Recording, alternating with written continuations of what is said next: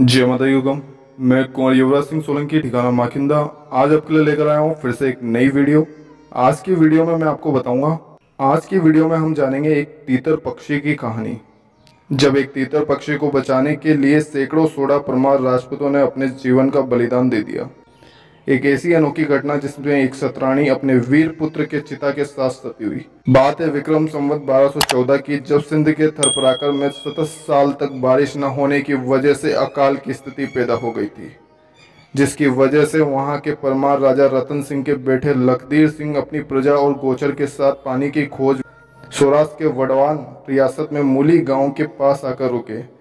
वहां के उस समय के राजवी विष्णुदेव वाघेला थे। लखदीर सिंह ने उनसे यहाँ पे रुकने के लिए और अपनी गायों के लिए घास चराने की मांग की। विष्णुदेव वाघेला अति उदार मन के होने के कारण उन्होंने गायों को चराने के साथ साथ वहां आजू बाजू की सभी जमीन उनके रहने के लिए दे दी। धीरे धीरे वहां पर लखदीर और उनके साथ सिंध में से आए लोग वहां पर शांति खुशहाली से रहने लगे। उन्होंने मूली में अपने एक बड़े गढ़ का भी निर्माण कर लिया। परमार राजपूतों की खुशहाली देखकर विष्णुदेव वाघेला की उपपत्नी, जो कि सायला के चवाड़ जाति की थी, वो बहुत ईर्ष्या करती थी। एक बार जब सायला से रानी के भाई बड़वान को पधारे, तब उन्होंने अपने भाई के सामने परमार राजपूतों के बारे में कई खरी खोटी बातें बताकर उनको परमार राजपूतों को सबक सिखाने के लिए उकसाया। हालांकि लखदीर सिंह और विष्णुदेव वाघेला के बीच में संबंध बहुत अच्छे होने की वजह से रानी के भाई परमार राजपूतों सीधा हमला तो नहीं कर सकते थे, इसलिए वह अपने साथ अपने साथियों और विष्णुदेव वाघेला के सैन्य से कुछ लोग लेकर कुल 400 आदमियों को लेकर मूली के पास आकर शिकार करने लगे। उनको जब किसी हिरण या अन्य प्राणी शिकार के लिए नहीं मिला, तब उन्होंने तीतर जाति के एक पक्षी को तीर मारा।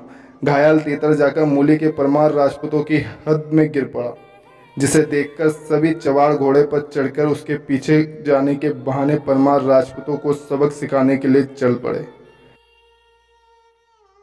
इस तड़पते हुए तीतर को देखकर लखदीर सिंह की रानी जोम्बाई ने उसे हाथ में उठा लिया और कहा, डरना मत, शरणागत की रक्षा करना क्षत्रियों का धर्म है। अब तुम मेरे पास आए हो, तुम्हें कुछ नहीं होगा। उसको देखकर चवाड़ लोगों ने कहा कि इसे हमें दे दो, ये हमारा शिकार है। जोम्बाई ने जवाब दिया, ये घायल तीतर पक्षी हमारे इलाके में आकर गिरा है, इसलिए वो हमारा शरणागत है, और शरण आने वाले की रक्षा करना क्षत्रियों का धर्म है, और हम वही करेंगे। इसको सुनकर शिकारियों ने कहा कि हमारा शिकार हमें दे दो या लड़ने के लिए तैयार हो जाओ। तब जोम्बाई ने जवाब दिया कि ई खांडा ना खेल हमने न सिखाओ ना होए। क्षत्रियों का कभी लड़ना सिखाया नहीं जाता, वो माँ के पेट से ही सीख कर आते हैं। जिसे सुनकर चवाड़ शिकार उनके लोगों पर टूट पड़े। इसे देखकर जोम्बाई ने अपने बेटे मुंजाजी से आह्वान किया कि मुंजाजी को माता ने कहा कि सुन सोडा वंशज, अब भलाई करने का वक्त आ गया है। ये तीतर मेरे पास शरणागत आया है, अब तुझे मेरे दूध का कर्ज चुकाना है और दिखाना है हमारे जमीन पे आए हुए शरणागत को हम किसी को नहीं सौंपते। चाहे ध्रुव सितारा अपनी जगह से हिल जाए, मेरू या गिरनार जैसे पर्वत अपनी जगह से हिल जाए, पर अब ये परमार वंश का मूड़ी का धनी मुंजाजी पीछे नहीं हटेगा।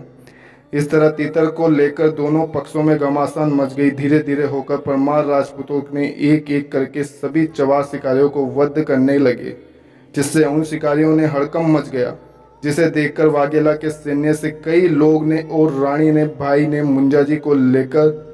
मुंजाजी को घेर लिया और उन पे वार करने लगे, जिसके कारण मुंजाजी भी शहीद हो गए।